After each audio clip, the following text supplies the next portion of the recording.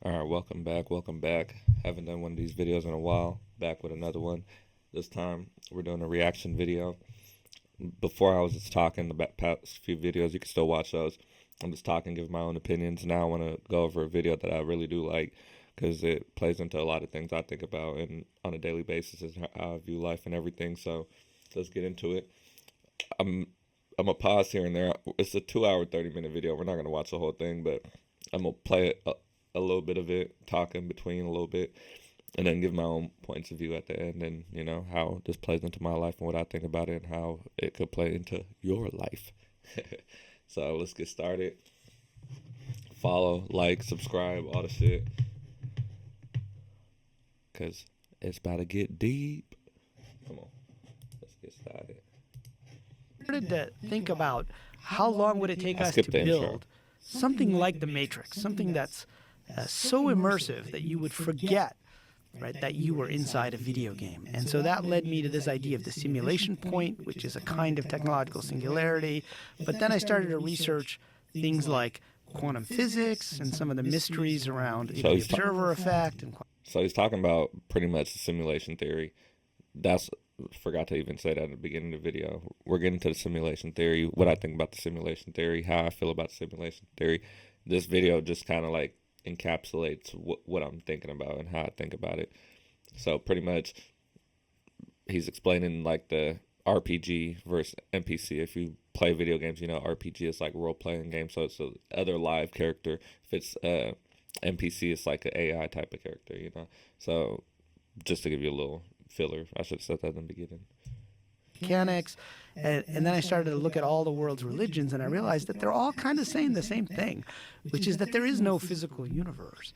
And so, that led me to the conclusion that we are most likely inside some kind of a computer simulation or a massively multiplayer video game, depending on how you look at it. And this is true. To give just a quick little brief, not to pause it for too long. I'm not going to say exactly where I work, but where I work, I'm a salesman. And as much as I sell, and I'm one of the top salesmen at my job, in my whole company, I'm like, these have to be NPCs. One, I mean, unless I'm just that much better than everybody. One, my coworkers and the people I go against. And then two, the motherfucking customers. I'm like, how the fuck is it there are this many customers I still sell, like, I average a number every month, so it's like I'm hitting high numbers every month. It's not like it fluctuates. It does fluctuate, but it's like slightly, But I don't know. Like everybody I sell to, I'm like, you're an NPC. I'm reciting the same lines over and over to everybody, and they're just all taking the bait, bite, bite, bite. I'm like, come on, man. So I believe it's half RPG, half NPC, to the extent of like, am I the only RPG and then everybody else is NPC, or is there a few RPGs and then everybody else is NPC type shit? I think it's a mix of both, honestly. I think there's a lot of people that are actual, like, I don't know, like that think consciously and outside the matrix, so let's keep watching the video. Just had to throw that little insight in there. Where did that computer game, where did that simulation come from if we are inside of it? Well, that's the big question, right? And there's two versions of simulation theory. And, I teach a class on this at Arizona State University. It's probably the first college-level class about simulation theory, and it kind of pulls in science fiction, religion, philosophy, and technology. But one of the key distinctions I tell my students to make, because it's not talked about a lot with simulation theory, is what I call the NPC versus the RPG versions of simulation theory. Okay. Right. So NPC, as you probably know, means non-player characters within video games. So those are the AIs in the video game. The bartenders, the people you're beating up, the opponents, all of that stuff. But basically, they're just code and they're AI. Then there's the RPG version, which is that we are actually doing a role-playing game, right? So you exist outside the game, and then you have a character or avatar inside the game. So it's just like what we would consider an MMORPG today, right? Except with more sophisticated technology. And so in that case, you get a little bit of a different answer than if you talk about an NPC-only type of simulation, right? Because that's just running on a computer, and we're all AI in that case. Now, the two aren't mutually exclusive, right? In a video game like Fortnite or whatever, World of Warcraft, you have NPCs and you have PCs or player characters, right? So you've got both of those things going on.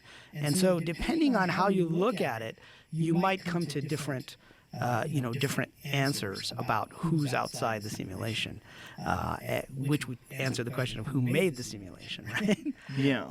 So in the first case, you basically say that if we can get to the point where we can build these simulations, what I call the simulation point. So I call that a kind of technological singularity. Now, we've heard the term singularity mostly because of like AI and super intelligent AI, right? And AI is going to take over the world. But the guy who defined the term was actually a computer scientist who became a science fiction writer named Werner Vinge. In fact, he just passed away like a month. So I know now with this new world, like people move around less than they would in ancient times, because back then it's like, set up tent and shop wherever you go and keep it pushing, probably find the most comfortable, warm, fruitful areas, with not a lot of danger, but, they're moving. Right now we're not moving as much. Most people grow up in the same town and die in the same town. They don't leave their city. They don't leave their state at that. I still know adults that, at most went somewhere for vacation for like a weekend or something like that. Some still haven't even been outside the state, So it's like, in like video games, even like Pokemon, for example, Nurse Joy is like the same person everywhere you go type shit. In the city, there's people that still work at the same stores that since I was a little kid. I see them now. They've been there, maybe they're the shop owner, maybe they're the worker. A lot of them are workers. I used to work at this Chuck E. Cheese down the street. I still see the same guy I used to work with walking to work every single day. And it's been like 10 plus years. No, 10 years, I'll say. Maybe 9, 10 years.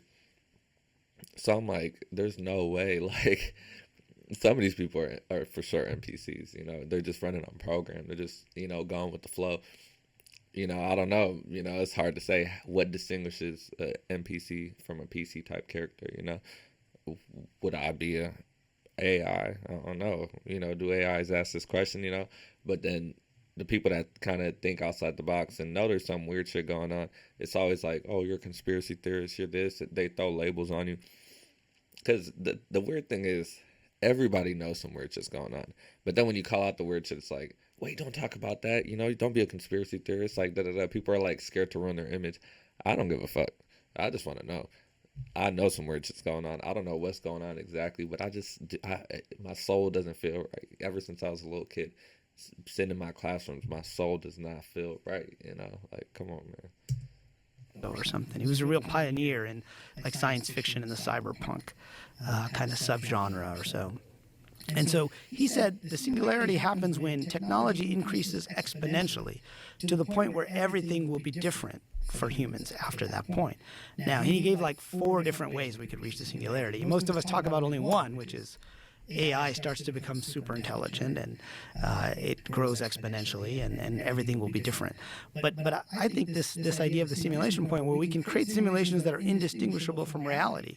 And I lay out like 10 stages in my book of all the technology we would need, including brain-computer interfaces, like in the Matrix, right? So Or Neuralink. Or Neuralink, right? We're getting there, right? Yeah, we're very close. We're at the beginning of that whole Yeah. phase. And so that's stage 8, stage 7 and stage 8 on the way to the simulation point. And, being able to read, but also then being able to write memories as well.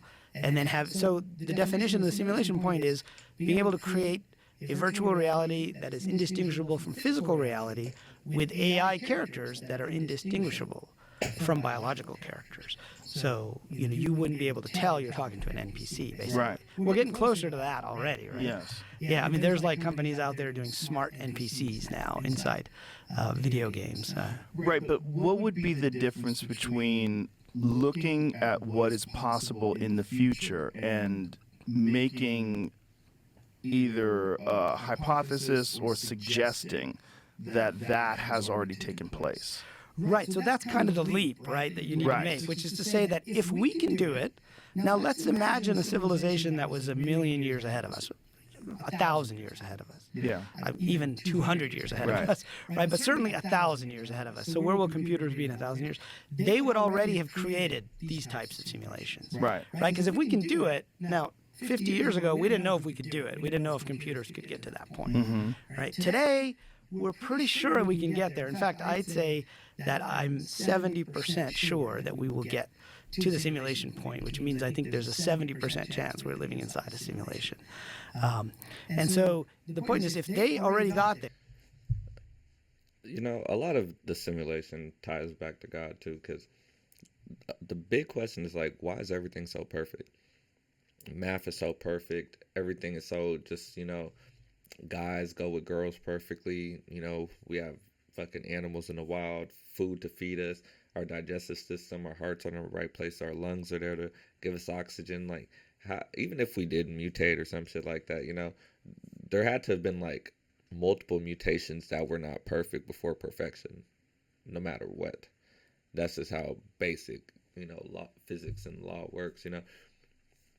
How the hell, like, how could you create something perfect on the first try?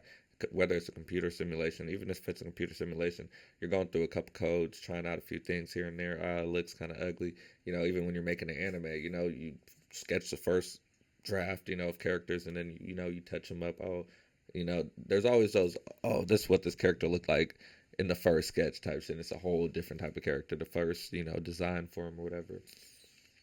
So how's everything so perfect? Like, of course, the thing I think, of course, if the world is billions and billions, 13 billion, whatever, 6 billion years old, whatever the situation, that is so much time.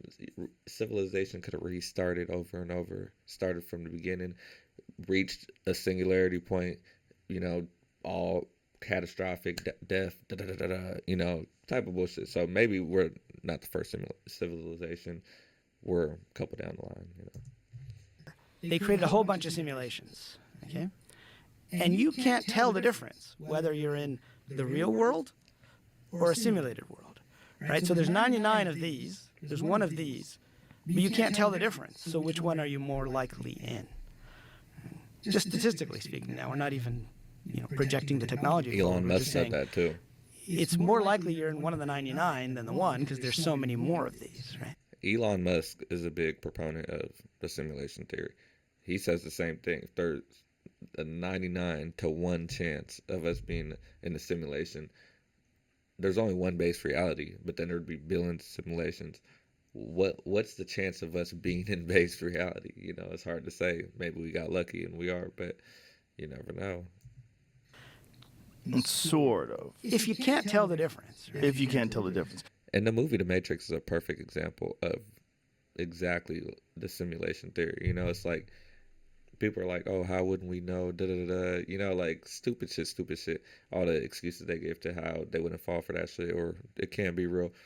The Matrix really, literally proves how they would be able to do it. You know, it's just, you know, in a movie type format, but it would be something along the lines of that. You know, maybe it's not even a forced type of situation where they, you know, harvesting human energy like they do in the Matrix, but maybe it's just like a, you know, maybe life's boring outside of this, so we jump in this game, even though a lifetime passes in real life. It's probably like 5 minutes in real life, 30 minutes in real life, you know. They say when we fall asleep we're unplugging, and then when we wake up we're plugging back in, so it's hard to say. I don't know, but there's so many things you have to think about, right? There's so many things you have to take into consideration. One of them is we don't have a straight linear line from the moment that we're born to the moment that we exist in currently. The reason being is that we go to sleep every night. Right. It's a weird thing.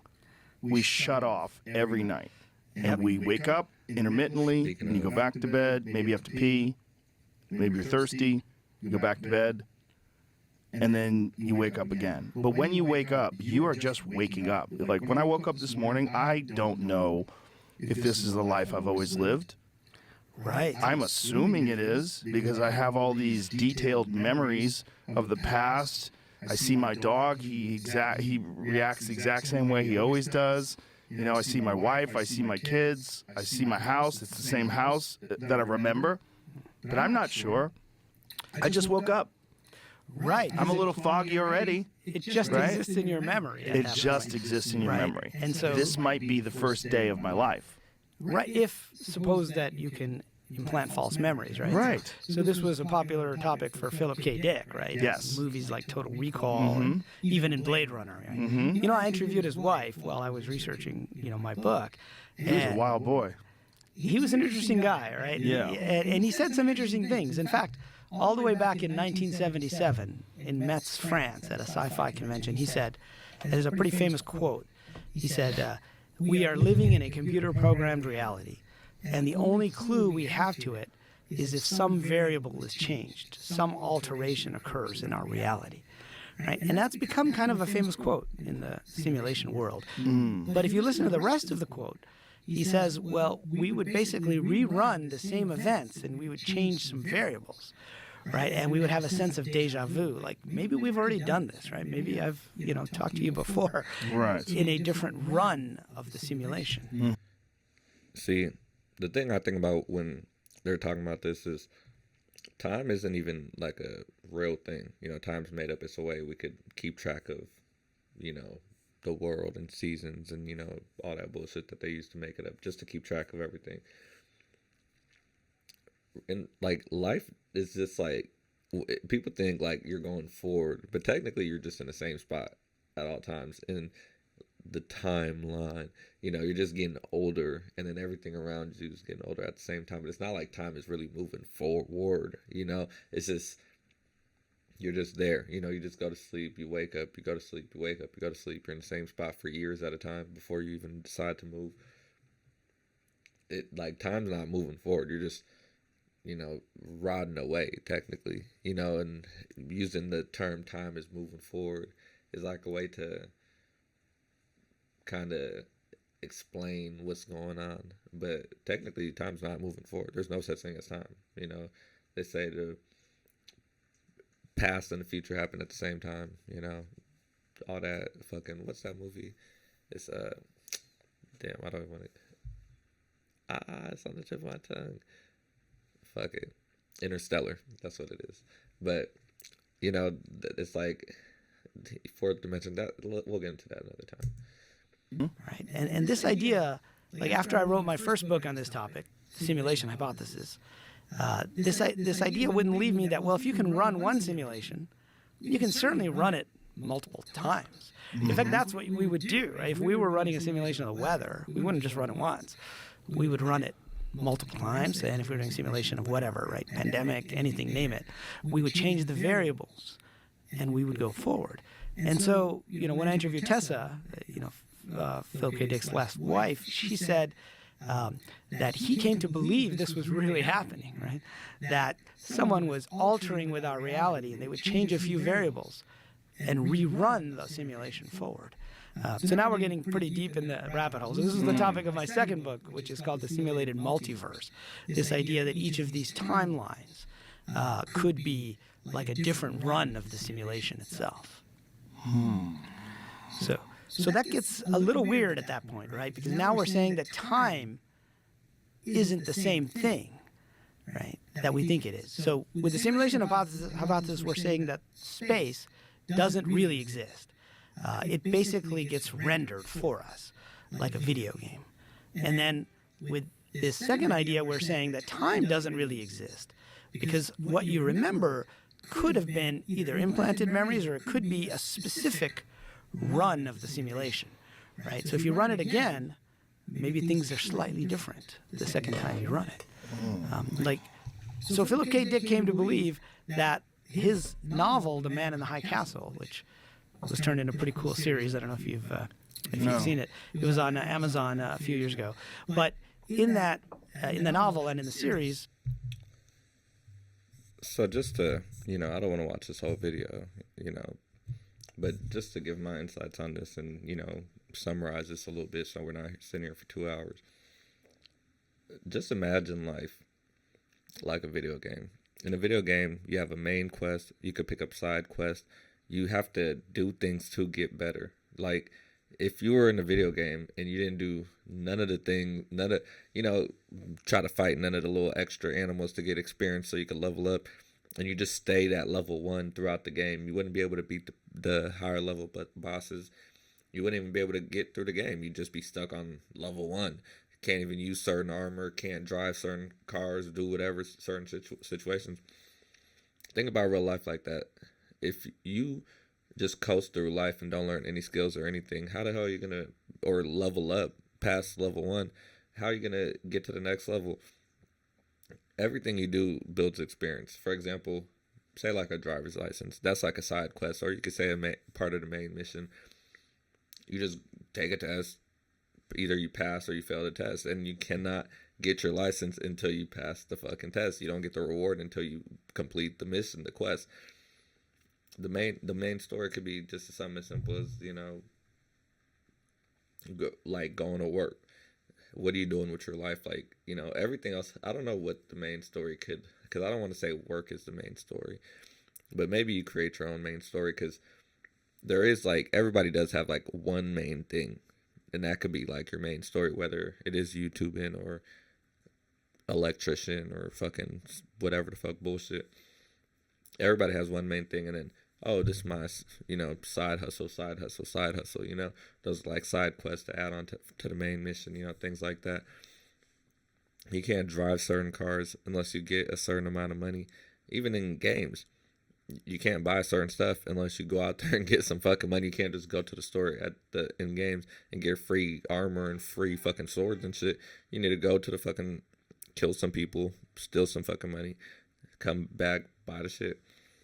So pretty much, you know, even like, say 2K, there's a 2K where when you bench press, it says like +1 muscle type shit. To even get stronger in certain video games, you have to actually go in there, lift the weights, and you can't even do it more than like once or twice a day or something like that, you know? Just like real life, you know, you go to the gym, you work out, that's like +1 muscle. You read a book, +1 intellect, you know? You learn how to fight, you know, you're learning combat skills, shit like that, you know? It's crazy how you could literally level up in real life. You could take it don't matter if you don't become the best at something, but you could start anything, and if you do it every single day for a year straight and practice as hard as you can, you'll be better than 99% of people in the world at that one specific thing. Unless it's like something that's so general, everybody knows how to do that shit, you know? But I'm talking about like real skill, like say basketball. There's a lot of good basketball players, but if you train hard every day, all day, say 5 years, 1 year is too short, say 5 years, you're for sure better than 99% of people, no matter what. If you're training hard, you got proper trainers, all this shit, boxing, fucking soccer, anything, you know, read, fucking being an intellect. You could learn about motherfucking stocks and bonds and everything. In 5 years, you could be a master at anything. Man, life is just so crazy. The reason I talk about this is because I know there's something going on. I don't know what it is specifically, but I just know there's something going on. Whether it's a simulation, whether they're lying to us about just the real human history. I know human history is a fucking lie. That's the main reason I'm in this shit. Myth versus history. Literally the name of the fucking YouTube channel.